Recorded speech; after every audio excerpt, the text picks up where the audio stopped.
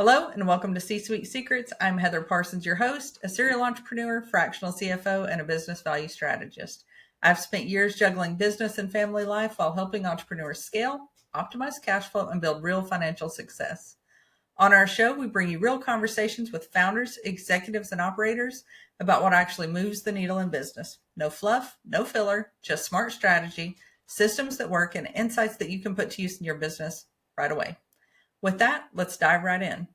Today on C-Suite Secrets, I'm joined by Sean Vassilaros. Sean, welcome to the show. Hey, Heather, it is great to be here. Seriously, thank you for inviting me. Happy to help. Thank you so much. I'm happy to have our conversation today. I'm really looking forward to it. I think it's going to be a lot of fun. Agreed. I think all of our conversations so far have been super kind of thought-provoking and interesting and intriguing, and I'm just looking forward to carrying that forward. Well, I'm excited to hear that. So for folks who may not know you and don't know a lot about your journey, tell us a little bit about your business, how you got started out as an entrepreneur, and a little on your journey. Yeah, no, it's a great question. It's funny. I look back. I mean, I've been a hard worker and a hustler as long as I've known. I was the kid who's selling rocks in second grade. I was, doing paper routes and all the way through grade school and junior high and high school. I went to college and really sucked at that. I got about 2.5 years, and I ended up with about 18 college credits, and I never finished school. And so I've kind of chosen the life of hustle and street smarts and trying to, working hard. And for me, I've always been an entrepreneur. I just love to build. I love to create. I love to think. I love to solve problems. And so throughout my career, I have a mixture of both, building businesses and working for corporations. Both of them have value, but all of them have given me, the talents and the abilities and the strengths to kind of do what I do now. My last business that we started, we built a SaaS platform that automates remote clinical trials. And clinical trials, if you know anything about them, they're very heavily regulated. It's a very cumbersome process for everyone involved. And in about 2015, we identified that there was a problem there, and we built this technology that it was right when kind of video visits and telehealth was coming to popularity, and we built this technology, we scaled it up, and we sold it to private equity in 2019, literally right before COVID hit. And when we sold it in 2019, a few months later, COVID hit, and we spent our entire first part of our work life trying to convince people that they needed a remote strategy. COVID hits, and now everyone's calling us saying, hey, we need a remote strategy. And we're like, we told you, come on. So we grew very fast. We grew from about 15 to 20 people to about 330 people globally. And I oversaw a lot of that global expansion. We staffed in almost every role that a SaaS platform can consider, and that's technology, product, sales, marketing. I mean, you name it. We were building up an organization. I left that organization after 3 years. I gave them 3 years after we sold, and I, in essence, retired. And that's another thing I suck at. I suck at school, and I suck at retiring. And so I moved on to a few other kind of projects that I'm working on. One is I got asked to be an adjunct professor at Lehigh University for their computer science capstones. And I also advise for some of their global social impact fellowships, where we work with entrepreneurial students to build businesses in developing countries around the globe. And so that's been just an absolute delight to work with students and help them build and grow and kind of think the way an entrepreneur thinks, and try to do very, very difficult things. And that's been fun. But one of the other cool things I've been working on is we started a company, and it's based on my own kind of personal experience. It's outside of the healthcare and life sciences space, which is my history. And this is in the HR kind of tech space. And it solves a real problem that I felt. Like, I've hired hundreds and hundreds of people in my life. And man, I've hired some doozies. And when I say doozies, it's everything from the wrong culture fit to can't do the job that we hired them for, to toxic, to fraudulent, to litigious. I've seen it all. And it's brutal. And the impact those people have at every level is enormous on an organization. And I asked myself this question: what do I wish I knew about that person before I hired them? And it was easy. I wish I knew that I could trust them. That was it. If I knew that I could trust that person, it would change the game in how hiring was done. So our goal was to search out a way to find a way to trust people before we hire them. And that's kind of what we're working on now. That's incredible. I think you touched on a lot of great things there. I think helping entrepreneur students through their capstone is huge, because one thing that I've seen as a hiring manager and in large corporations is getting people to think, not just know information, but be able to truly think critically about it. And that's a tough skill to teach. Oh, and in this world So, where everything's at your fingertips, and even more so where all your thinking can be done, I mean, at your fingertips, how do you teach someone to think? And I'll tell you what's amazing. This class is a year-long class, but it has 2 weeks of in-country field work where we drop them in the middle of the Philippines, in the middle of, Kazakhstan, in the middle of India, and they are working with on the ground other students and companies to be able to solve these problems. These students go in with all kinds of hypotheses and what they believe to be the case. And by the end of those 2 weeks, their minds are blown. They actually see how the world works. They actually have to pivot and deal with real world tough things. It's awesome to watch how many students go through that process of like, holy crap, that's what's real, not what I thought was what's real. And so helping them think and learn has just been an absolute delight. I love that. I experienced that firsthand whenever I was 19 years old. I don't know if you and I talked about this before, but Tell me. as somebody who grew up in Appalachia, one of 6 kids in a 2-bedroom trailer, my first experience outside the country, I went to Turkey, the country, and experiencing that, and that has been a huge shift in how I think about things and what I've done with my life, because it just opened my mind to the real world and possibilities and how different things are. I love So, that. yeah, Tell me about why Turkey. I was in the military. So I used to build bombs for a living, and now I build businesses.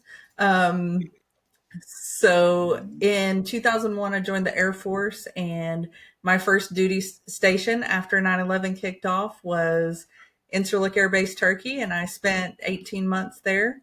Um, yeah.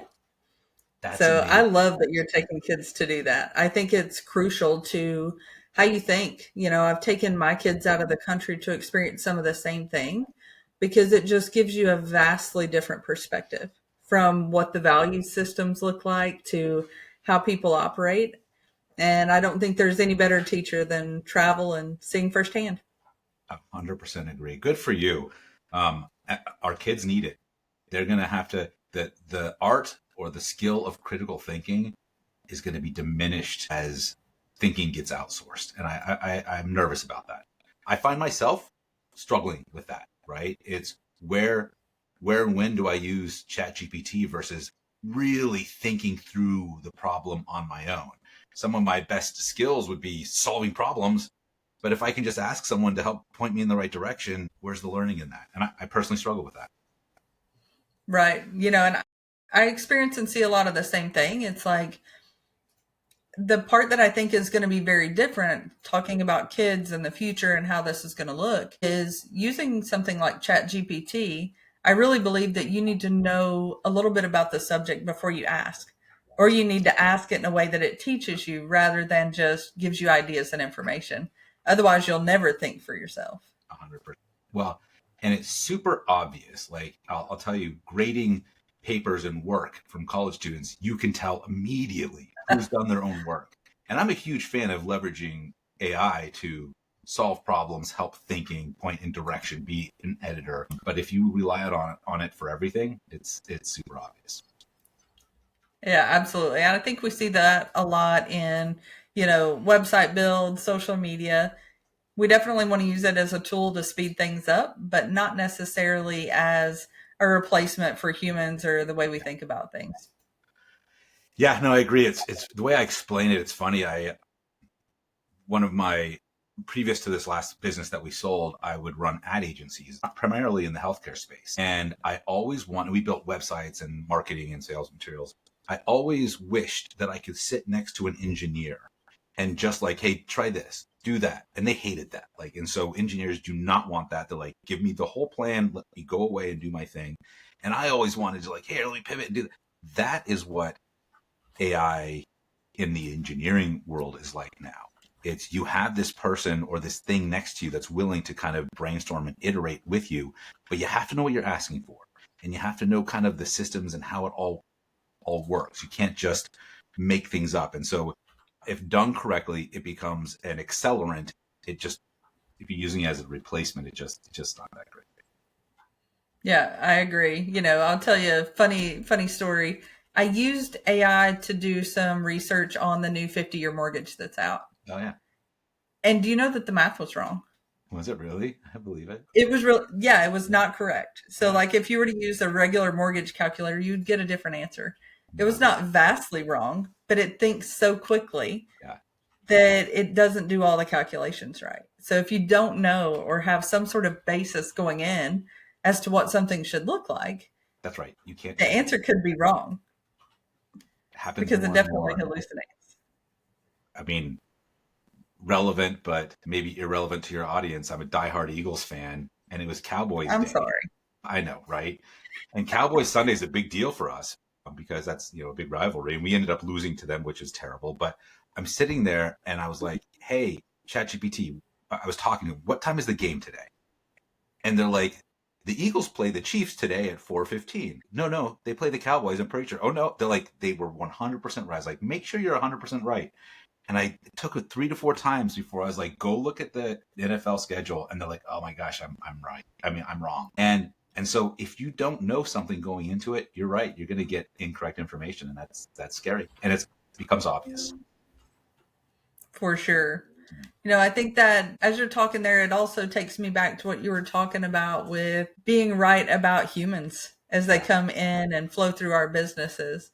So I love it. You talked a little bit about figuring out if you can trust these employees. What are some of the ways that small business owners can get a better read on people as they're looking to hire?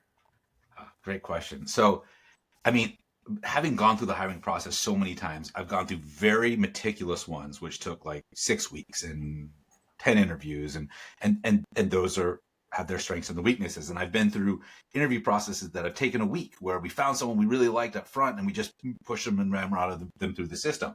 And we have equal results, like equal failure and success, because really what you're gauging in the interview process is hard skills, like can they actually do the job? And then, do I like this person and do other people like this person?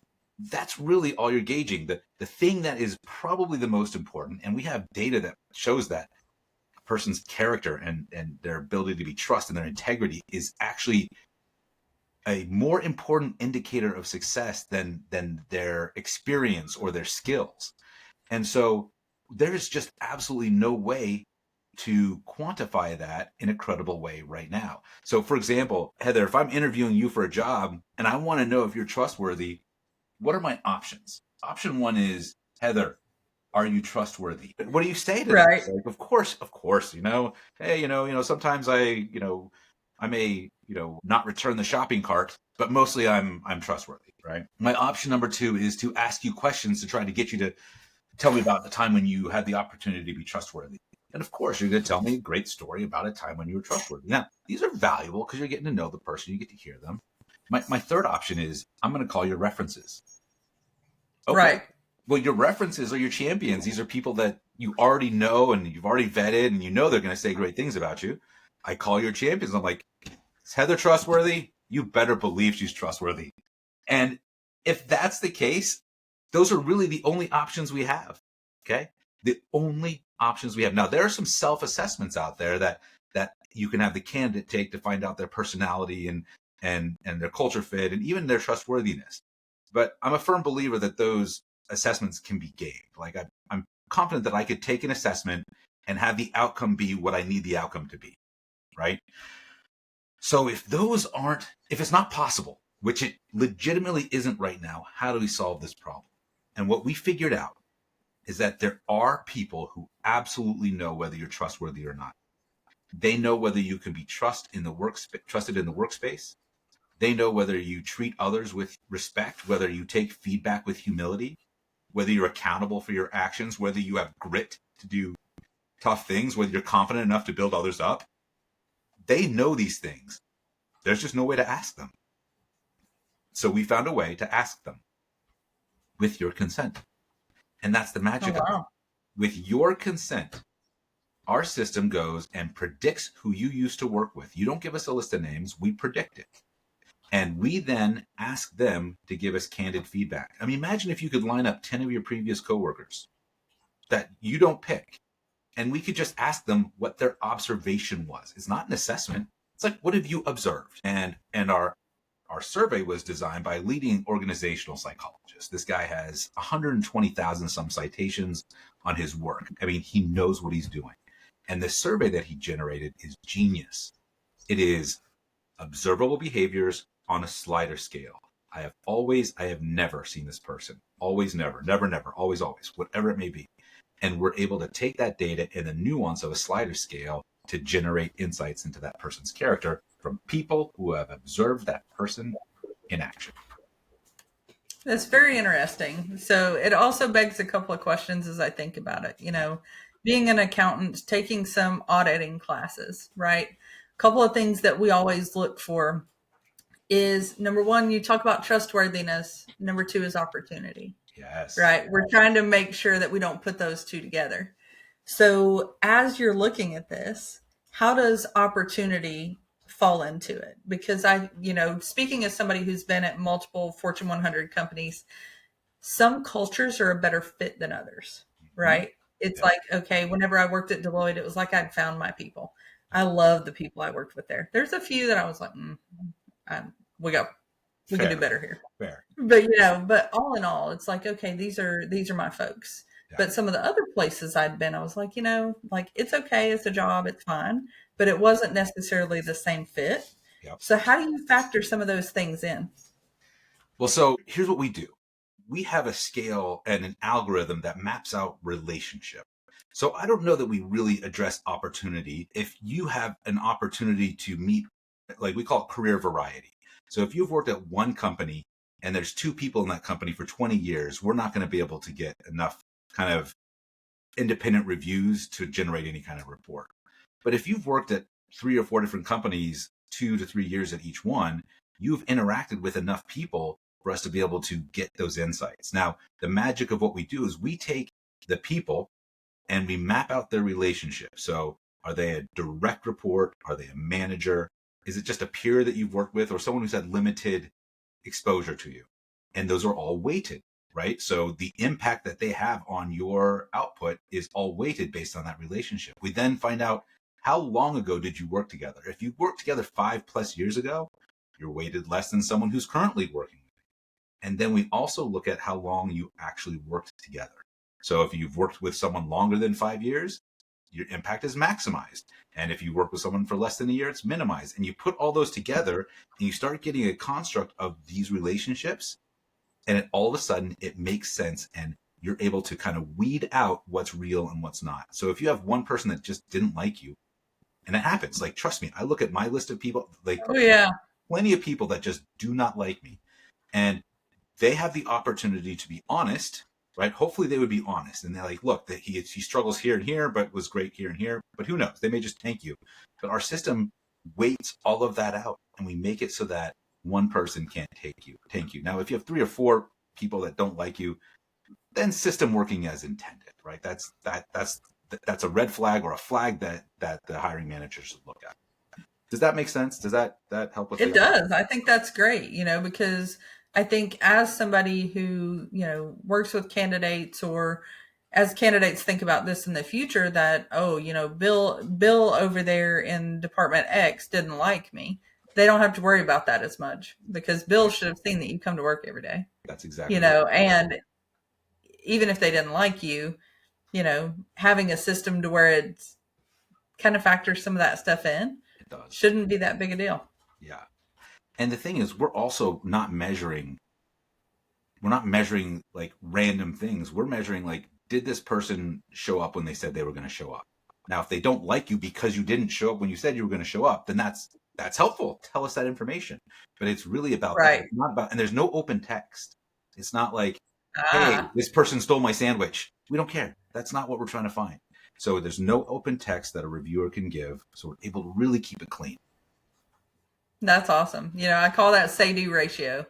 That's something whenever we used to rate vendors back in the day, a long time ago, we were always looking at that say-do ratio, and it gets right back to what you're talking about around trust.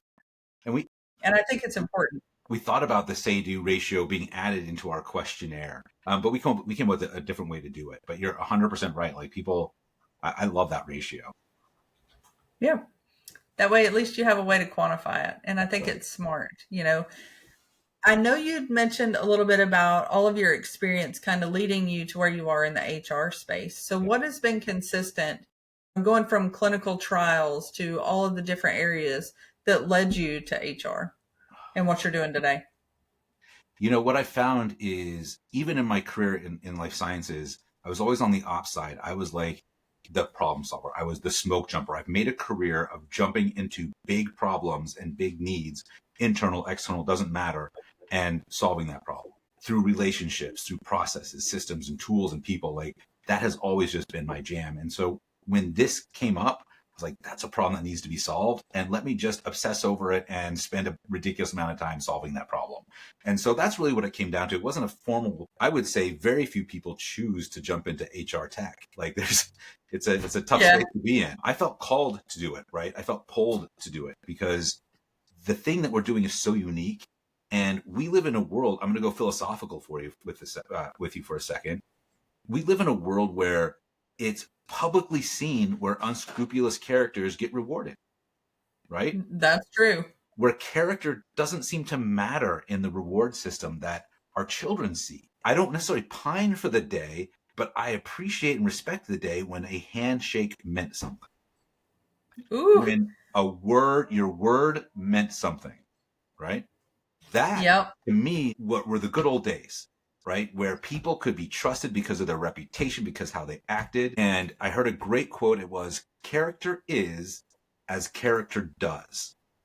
And if you kind of take that into consideration, I wish we could get back there. I wish that companies were incentivized and could see that there's a value in hiring for character, developing character, rewarding character. There is an exponential value to their organization for those things. And it's crazy. People just don't think that way. They just don't think that way. When I talk to companies, they're like, I ask them, what are your company values? And those that can spout them off, that's great. But most of them are like, I got to go look that up.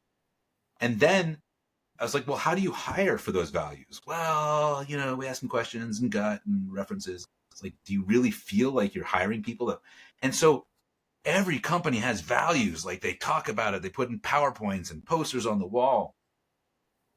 But you can tell they don't do anything about it because you ask them, how much money have you spent on hiring, rewarding, and developing people according to your values? Very little. Most. Right. I think that's a very important thing. And getting back to the whole, people's word meaning something. The longer I'm in business, the more, unfortunately, I see that a lot of people don't do that. And I couldn't agree more. I think it's tragic. And for me, it shapes how a lot of people do business. I've been in 2 deals where the handshake that was supposed to mean something didn't. And that's the part where it's like, now I have to think about it from my side of the street. And it's like, okay, when the second we have a deal, we're putting it in writing because we're not doing that again, Well, and doesn't it kind of just eat away at your trust of that person? I have none left. Right, you know what I mean? It's like none. And then it becomes almost like not hostile because that's not the right word, but it's like, now I'm looking. Right. And you don't want to be in that situation. I don't want to be in that situation because especially when it comes to business, whether it's doing a deal, being part of an acquisition, whatever that looks like, you want to feel good about it. Same with like bringing in candidates. You want to feel like your hire was a good choice. Better believe it. And you can't do that as you go through that process. Yeah. You brought up and I read a report, a McKinsey report that says something like 60% of all deals that fail because of a lack of trust between the two parties. Mm-hmm. I believe it. We've got to solve that problem. I believe trust is like a time machine. right? It shortens transaction time to transaction. If you trust the person, you trust the company, you trust the people that you're working with, you're able to move so much faster. But trust is incredibly difficult to build and takes time. So, I mean, Right. if you got a report on a human that said, someone that you're doing an M&A deal with, that said, hey, look, we talked to 20 of his previous coworkers, his integrity's off the charts. Humility low, right? But integrity and respect and accountability are off the charts. All of a sudden, you're not looking for reasons. You're not looking for excuses. You're able to kind of move past that. And I think that's a massive value. We sell trust, and trust is time, and that's super valuable. Absolutely. And I think getting to the time part is really important because, whether it's hiring, it costs money whenever these jobs are not filled. It also costs a lot of money whenever these deals don't go through, because a lot of times it's not quick. It's 6 months, 9 months, 12 months that you've invested in this. That's right. Same with these hires and candidates. And then, you're stuck. Yeah, Well, no, it's a tough one. I think it's a big problem that we need to solve. I feel like we have an approach that makes sense. I mean, it's provocative. People ask questions about it all the time, and some people are uncomfortable with it because it takes control away at some level. But there are people that love it. I think it's a good thing, at least that way it gives you a little bit of comfort. And in business, that's not always something that's easy to get to. Have you I would seen love it? to also go ahead. I was going to say, have you seen it? Like there was a recent story out in the news where a CEO fired 2 of her employees for having an extramarital affair. And, the debate that I see raging online is personal work. You got to keep them separate. Mm. And my question is, can you trust someone who's broken trust with someone else? How do you? Well, that's a great question. And I think that gets to a really good point, right? So if you would break the trust of someone who is supposed to be the most important relationship in your life, what makes you think they won't do that to you? Well, and the argument is, well, you don't know what their marriage is like. Maybe they've been separated forever.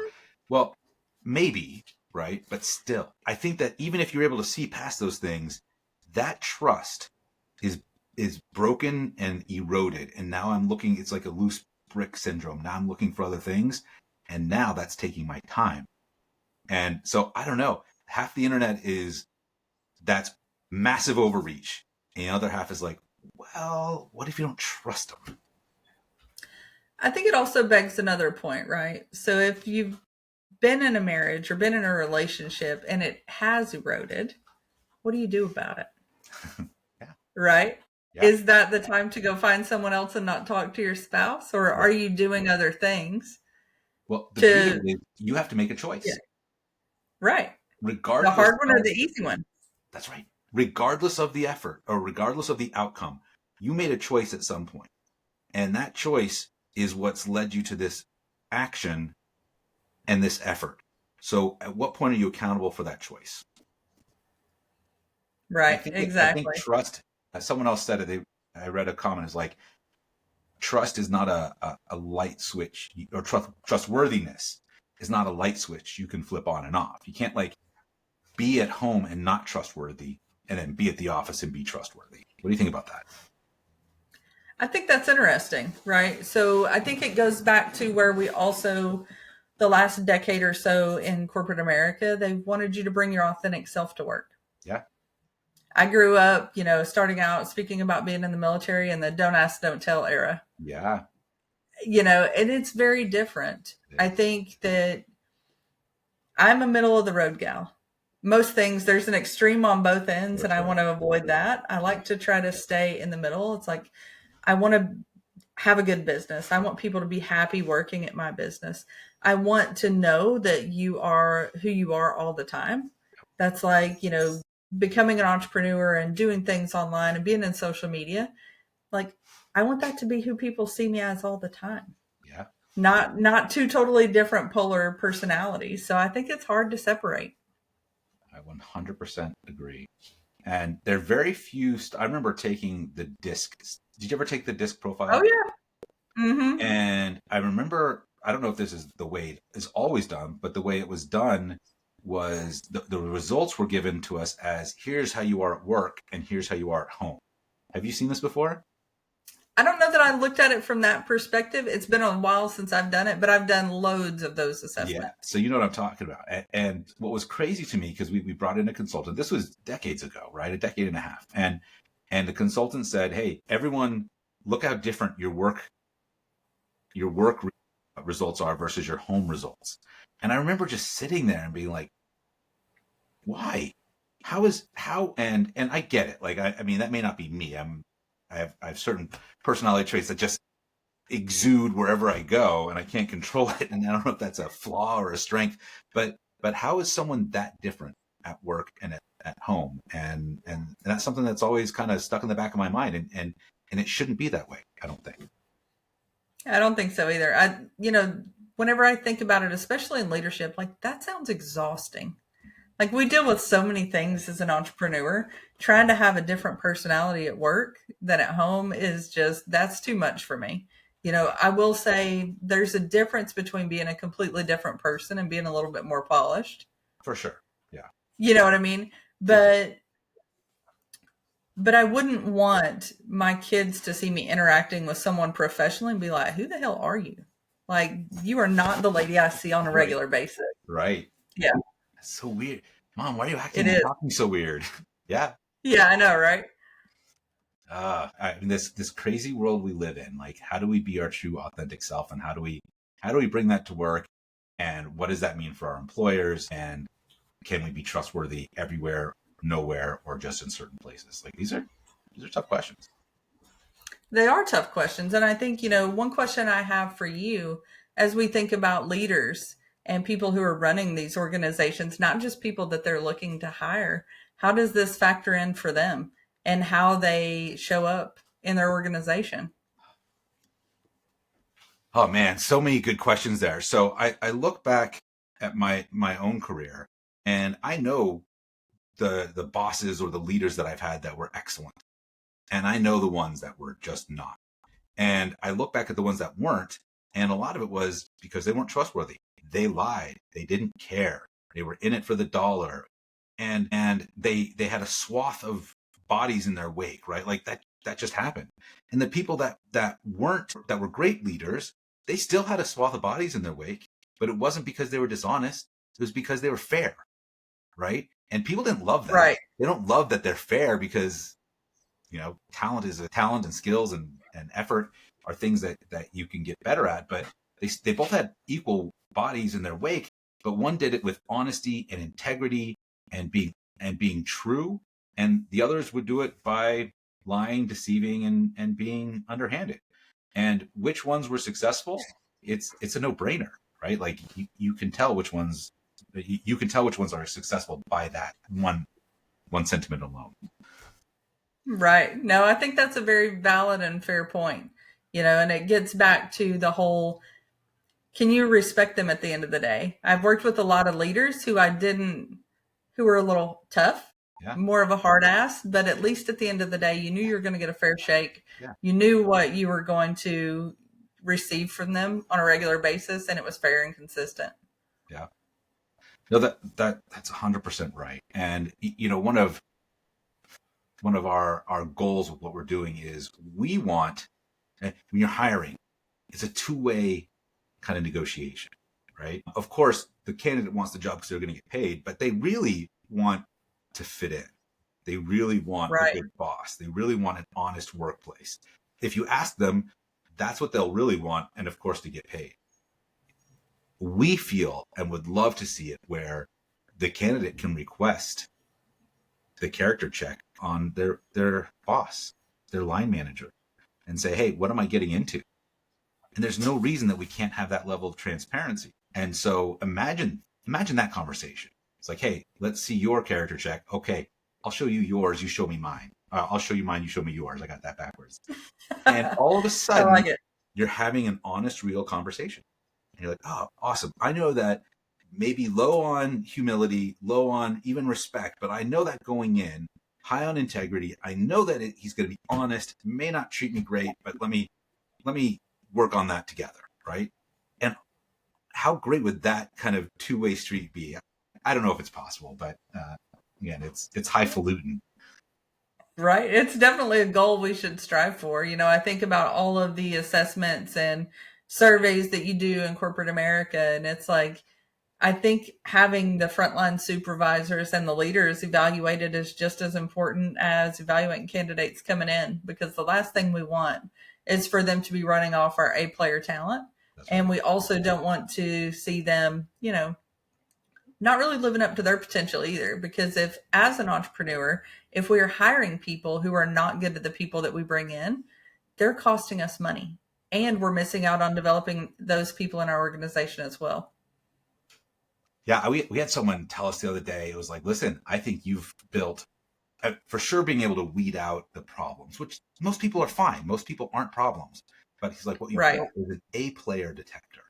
It's like, well, tell me about that. Because in the constructs of A players, we think of, high performance, right? And do you always think about high character? I think it's high performance, high soft skills, but are they high character? And in a world where every resume can be amazing and every cover letter is perfect, right? And every interview has been coached by the best AI coach ever. How do you actually detect that this person is an A player? This A can't be. great question. Yeah. And I think as entrepreneurs, that's what we want. I talked to someone yesterday about this a lot around hiring and the financial impact. And you've seen this running both of your organizations as well. It's like it costs you money. And I think that's, for folks who are listening, however you're bringing people into your organization, looking at these traits that Sean's talking about is huge. And however you get there, I know folks can use Canny and do all these other stuff, but really finding people who have integrity and show up, and also being sure that your organization is one that has integrity and is a place they want to be. That's right. 100%. And I agree with that, that as an entrepreneur, that first hire, that second hire has exponential impact on the success of your business. You got to get those right. And a lot of times you're getting them from your personal relationships and network, but sometimes you're not.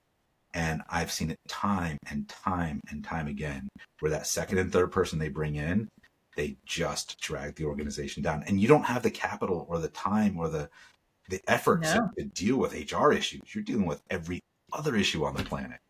So I don't know. I think that this is super valuable, a valuable insight. Give me trust, and trust is Right. give me that. Absolutely. And for entrepreneurs and those folks who are listening, trust is super important. But in your journey, what's one other red flag that if you saw it today, you would be like, okay, I don't care how good they are at their job. This is a hard no for me. Ooh, that's a really good question. What's another thing? Or a hard yes, if there's something that you really look for as well.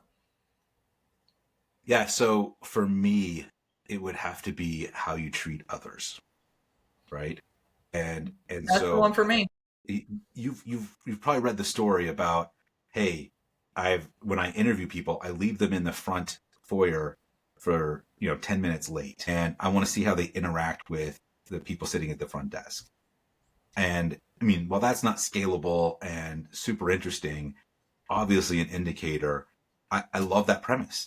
Like, how do you treat someone who isn't directly responsible for your success? And I wish there were measures for that across the board, because that tells you everything.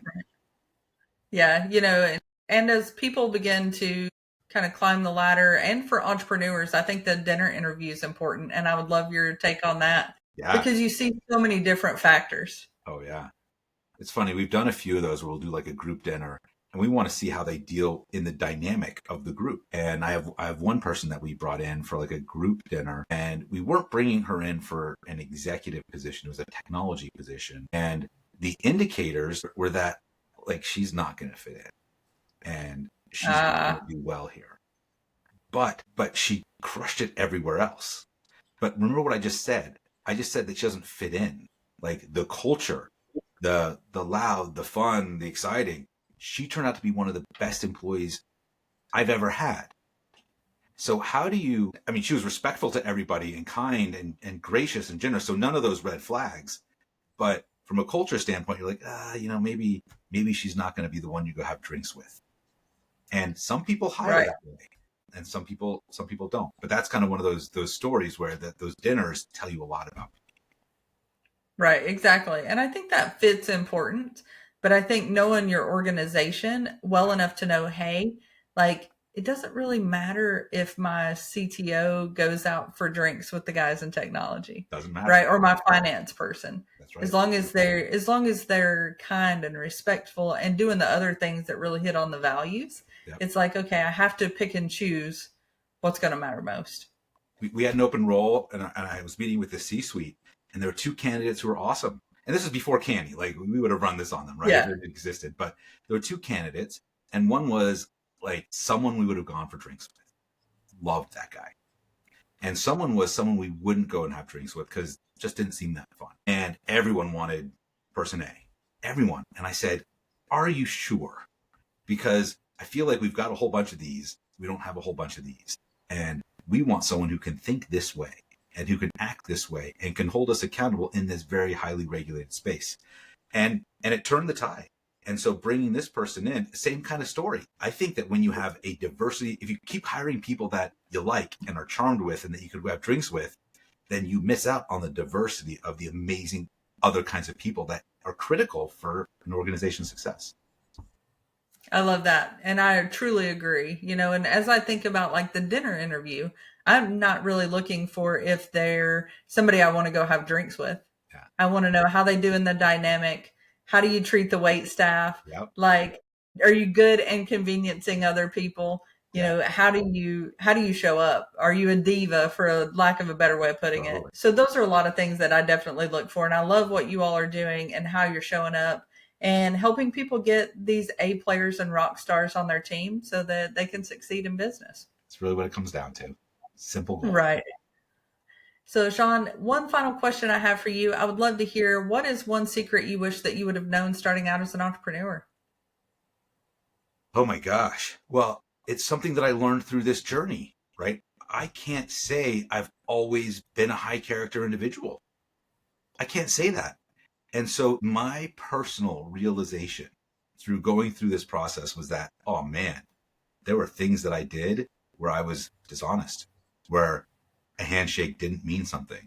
And it's old, and that was my younger life, right? And it's only in my old age and having like my eyes open that this is important. I've realized, from day one, tell the truth. Every time. Yeah. Good, bad, ugly, indifferent results, tell the truth. It's actually less exhausting. It's actually liberating. And people will respect it. I didn't understand that as a young manager and leader. And so I would say those that haven't figured that out yet, you need to get there. And that will change the game inside and out. That's fantastic. Well, this has been a great conversation. I definitely really appreciate it. If our listeners want to reach out to you and connect and find out what you're working on, what's the best way for them to reach out? Yeah, best way is on LinkedIn or email. I'm Sean, SEAN, @canny.com, KANNY. And then on LinkedIn, you can find me, Sean Vassilaros. But happy to talk and even talk shop and walk through what we're doing and answer questions about people's journeys. I spend a lot of time mentoring and guiding the next generation of entrepreneurs, and I love it. So happy to help however I can. Well, thank you so much. And thank you to everybody for listening to C-Suite Secrets. If you found today's conversation as valuable as I have, be sure to hit that like and follow button and share with somebody else who is building a business. If you want more tips on how to grow your business between episodes, you can find me on Instagram at Heather Parsons Official, or you can join our group on Facebook at C-Suite Insiders. Until next time, keep growing, and remember, you don't have to do this alone.